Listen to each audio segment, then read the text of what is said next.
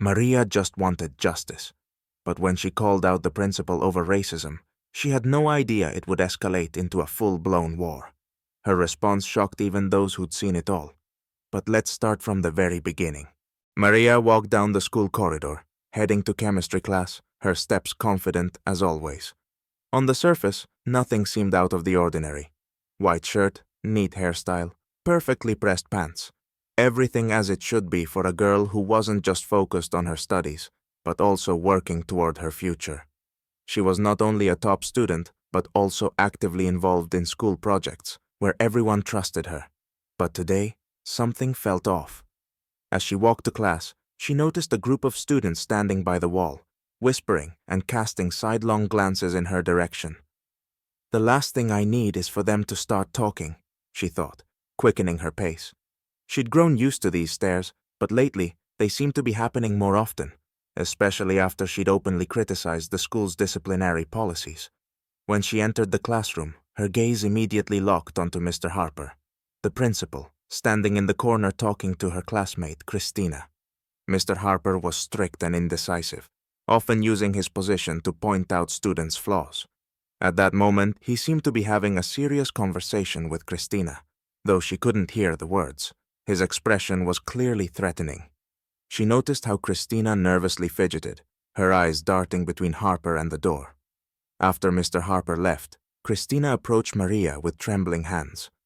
"He said I stole money from the teacher's office," Christina whispered, still unable to believe what had happened. "But it's not true. I didn't even go in there." Maria's heart skipped a beat. How could this be? She thought. Christina couldn't have stolen the money. But the accusation was obvious, and Maria knew that if she didn't step in, things would only get worse. Without wasting time, Maria marched straight to the principal's office. She had to find out what had happened, and even if her intervention led to trouble, she couldn't just stand by. She reached the office door and felt a chill in her stomach but kept walking. "Mr. Harper." Her voice was firm, but inside everything was boiling. "Can we talk? It's about Christina. She's innocent." Harper looked at her as though she were just another rule breaker. "And you, of course, know how I should do my job," he said, his words almost a judgment. "I'm not sure you can understand the situation, Maria." Maria clenched her fists. She wasn't going to back down, especially not when it came to injustice. But before she could reply, he interrupted her. "Maybe you should spend more time focusing on your studies instead of defending those who break the rules," he said dismissively. Maria stepped back, realizing he wasn't going to listen. But before she could speak, he added, "And you should learn to respect discipline. You can go now. We'll talk later." Standing in the doorway, Maria felt a bitterness rise inside her. She knew her words had meant nothing. This wasn't just about Christina's innocence. It was something deeper. She had been so focused on the school's expectations, too busy with responsibilities to think of herself. But now, it was personal. Without saying another word, Maria turned and walked out of the office. But as she did, one thought kept swirling in her mind. What if this isn't just a coincidence? What if something like this happens to me too? The next day, Maria arrived at school with a sense of determination. But she could already feel the tension mounting. Christina still hadn't cleared her name before the principal, and now her name was forever tied to the scandal. Whispers filled the air. Even the teachers avoided making eye contact with her. Everyone knew the accusation of theft was baseless, but no one stood up against it. When Maria entered the cafeteria, she was met with the same cold, judgmental gaze. A few older students walked by, clearly whispering about something. She sat down at a table, feeling the pressure intensifying. But her mind wasn't on her lunch. She was focused on figuring out what could have driven Mr. Harper to act like this. He was not only harsh, but also ruthless, especially when it came to students who couldn't, or wouldn't, fight back. She was about to leave when she heard a familiar voice at a nearby table. Christina, who was on the verge of breaking down again. Maria clenched her fists, anger rising inside her. "This isn't random, you know? You and I both know that Harper's done this before," Christina said, struggling to hold back tears. Maria stood up sharply, heading toward the exit, refusing to stay in the shadows any longer. Christina wasn't alone. This was systemic oppression, and Maria knew she had to do something about it. There were classmates behind her, not many, but the ones who mattered were now standing with her. After classes, Maria decided to talk to her friends about what had happened. One of her close friends, Sydney, revealed that Harper had long been inclined toward racist views, and this wasn't the first incident of this kind. He had openly neglected the rights of black students, and those who tried to stand up to him often faced hostility. Maria couldn't believe this had been happening right under her nose. Soon, she realized her fight had to go public. That evening, she recorded a video on her phone, detailing the injustice and racism she had witnessed.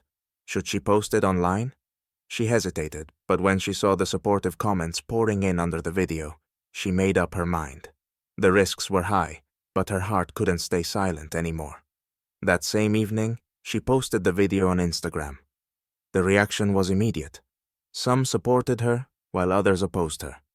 But the most important message came from her father. He was a well-known chef in the city, respected even by those who disagreed with his views. "You're not alone. Fight for the truth," he wrote to her privately. Maria felt something shift inside her. The video was a spark that ignited something bigger than just her personal grievance. However, the next morning, her doubts resurfaced. She noticed how the teachers avoided her gaze, and when she crossed paths with Harper in the hallway, he greeted her with a cold expression. "You shouldn't be meddling," he said. Her heart tightened, but she didn't respond. In that moment, she knew the game had begun, and she was ready to risk it all. The day after the video, Maria felt the tension in the school escalate. Her classmates supported her, but Harper became even more aggressive. He kept her after school. "You don't understand what you're doing, Maria. This is just school. There are rules here," he said, looking at her with contempt. "These aren't just rules. It's a system that's oppressing us," she replied, trying to resist his pressure.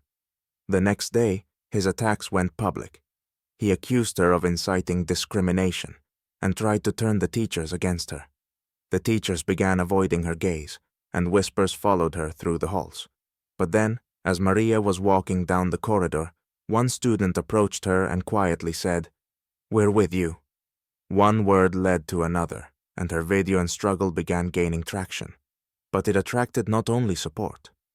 In the schoolyard, someone threw a bottle of water at her. Maria walked resolutely toward the principal's office, and this time she wasn't alone. Her friends stood behind her, ready to support her. "We're not backing down," she said, standing firm before Harper. The principal remained silent, but his eyes were filled with rage. Maria realized that she had become a threat. That evening, she posted another video, not only about her case, but about the broader issue of school injustice. As the video went viral, she was invited to meet with the school board. In that moment, she knew things were about to change. Maria entered the school board meeting, her heart pounding in her chest. Behind her stood her friends and a few teachers who had finally decided to support her. Harper was already there, his face a stone mask, signaling the inevitable conflict ahead. On the table lay her videos and social media posts, proof that the situation was more than just an isolated incident. The board meeting began. One of the teachers stood up and said, "We can't ignore what's happening here. This is bigger than just a school issue. It's a systemic problem." At that moment, Harper attempted to argue, but his words fell flat. To his surprise, students who had once feared him now spoke out against him. Even those who had remained silent before began to speak about how often he had shown bias against black students. When the vote was over, Maria felt the weight lift off her shoulders. Harper was removed from his position. His actions had led to his downfall. The school promised to conduct anti-racism training and review its disciplinary policies. As Maria walked out of the meeting, she realized that her fight had not been in vain. She had taken a step toward the changes that were needed. That evening, her father called and said, "You're the pride of our family. You proved that justice always finds a way." Maria felt an inner victory. This was not just Harper's defeat. It was a moral triumph for everyone who had faced similar injustices. The school had now become a place where her voice was heard, and she knew that this experience had changed not only her, but everyone around her. Over time, her video became a symbol of the fight against racism in schools, and while the victory wasn't complete, Maria felt she had begun a journey that would lead to significant change.